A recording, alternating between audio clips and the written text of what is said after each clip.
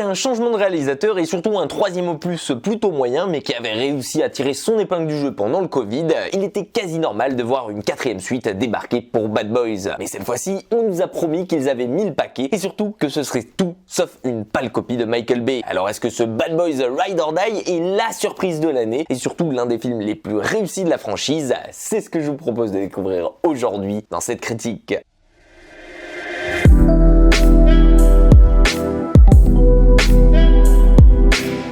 Si vous avez eu Bad Boys 3, vous vous rappelez sûrement de la mort du capitaine Howard qui dirigeait l'équipe derrière Bad Boys. Eh bien tout ça, ce n'est pas de l'histoire ancienne ici, puisqu'on peut dire que ce Bad Boys 4 se dirige dans la même lignée quasi directement après cette histoire. On se retrouve donc ici quelques temps après afin de fêter enfin le mariage de Mike et de Christine en grande pompe, mais bien entendu, comme vous le connaissez, rien ne va se passer comme prévu dans un Bad Boys. Et vous l'imaginez bien, tout ça va être chamboulé encore une fois par une histoire de corruption qui va toucher les plus hauts sommets, notamment leurs collègues récemment décédés. Et comme tout ça éclate bizarrement au grand jour dans des journaux télévisés, peu après la mort du capitaine Howard, bien évidemment, nos Bad Boys vont être persuadés qu'il s'agit d'un coup fourré pour tenter de salir son image. Et vous les connaissez, bien évidemment, ils ne vont pas laisser passer ça sans rien faire, il n'en fallait pas plus pour les chauffer. Seulement voilà, le problème c'est qu'ils sont maintenant seuls contre tous à devoir prouver à leurs collègues, à la télévision, mais surtout à eux-mêmes que le capitaine Howard n'a jamais rien fait de tout ce dont on l'accuse et rétablir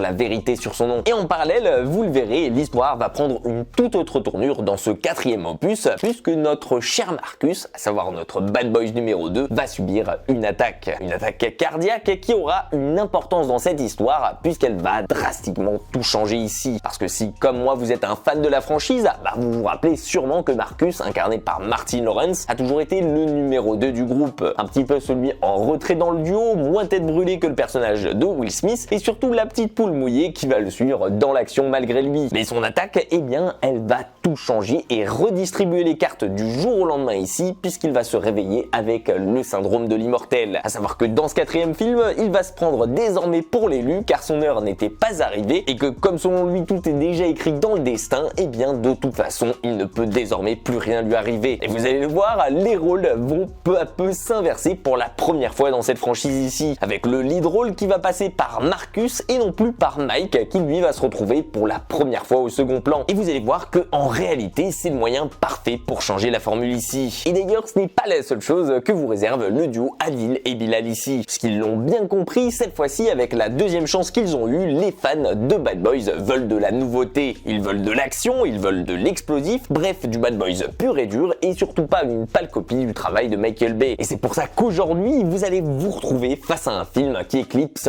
totalement l'opus qu'ils ont réalisé il y a 4 ans. Fini donc l'humour à moitié assumé, les scènes d'action sans aucune âme réellement derrière et le casting en demi-teinte et place ici à du sang tout neuf. À commencer, et je suis obligé de le dire, par la mise en scène qui a mais largement évolué au tel point qu'ils sont devenus techniquement aussi bons que dans le dernier John Wick. Et là je plaisante pas, j'ai été bluffé pratiquement toutes les 10 minutes dans ce film qui regorge d'ingéniosité en permanence et qui nous bluffe à chaque nouvelle scène, tant on sent que ces réalisateurs ont eu une nouvelle idée toutes les 10 minutes qu'ils n'avaient pas eu auparavant et tant ils se sont fait plaisir en ne faisant pas les choses à moitié. Place donc ici à de la très grosse réalisation, à de la baston, à des explosions qui vont ravir les fans de Michael Bay et tout ça en mélangeant parfois les scènes avec du FPS au corps à corps comme dans un jeu vidéo, en utilisant une caméra planquée derrière une montre ou bien en utilisant plus intelligemment que Michael Bay dans son dernier film Ambulance, des drones en intérieur pour filmer l'action. Bref, tout ça pour vous dire que je vous en ai dévoilé à peine 10% de toutes les idées inventives de mise en scène qu'ils ont eu dans ce nouveau Bad Boys. Et ça se voit à l'écran que les 90 millions de budget qu'ils ont eu,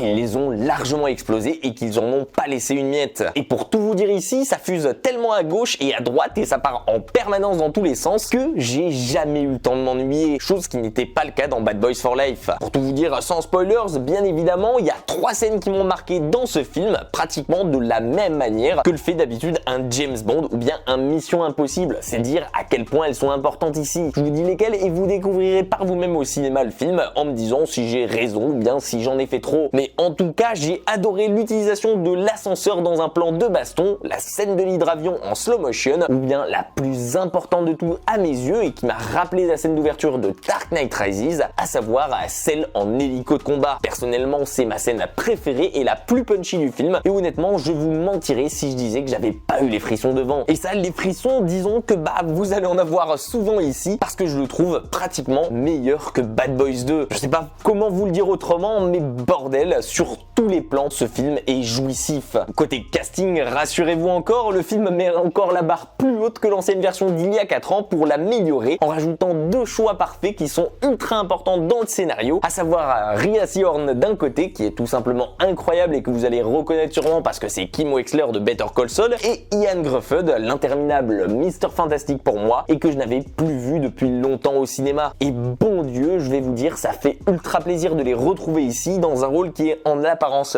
petit, mais qui est en réalité beaucoup plus majeur dans le film et qui auront respectivement leur moment pour briller ici. Bref, j'étais hyper content de les retrouver et ils rajoutent carrément un gros plus au scénario. Et l'humour dans tout ça, eh bien lui aussi, il a reçu une petite upgrade parce qu'entre beaucoup de second degré, de l'humour noir et des vannes sur les racistes, je peux vous dire qu'ils ont mis le paquet ici et que ça part encore une fois dans tous les sens sans jamais nous décevoir. Honnêtement, si on est un fan des 2 premiers films de Michael Bay, vous pouvez en ressortir qu'avec le sourire ici. Non, honnêtement, je cherche, mais moi, pour la première fois cette année, j'ai vraiment aucun point négatif à vous le relever dans ce Bad Boys Ride or Die. Peut-être quelques facilités scénaristiques de temps en temps, mais bordel, je peux pas le juger là-dessus, on va pas voir un Bad Boys pour avoir le film le plus réaliste de l'année. Pas un NCIS enquête spéciale non plus. On y va pour son duo principal, de ce côté-là c'est la régalade, pour son action à foison, de ce côté-là c'est plus qu'est réussi, pour passer un bon moment, et je peux vous assurer en plus que son humour est top tier, et en plus, petit bonus ici, pour sa mise en scène qui met Hollywood et ses derniers blockbusters à genoux 90% du temps. Franchement, je vois aucune raison de pas lui foncer dessus. Et vous de votre côté, qu'est-ce que vous avez pensé de ce Bad Boys 4? Est-ce que pour vous aussi c'est une très bonne surprise? N'hésitez pas à me partager votre avis à chaud dans les commentaires, j'ai hâte de lire tout ça. En attendant, si ma vidéo vous a plu, pensez à me le faire savoir, à lui laisser un petit like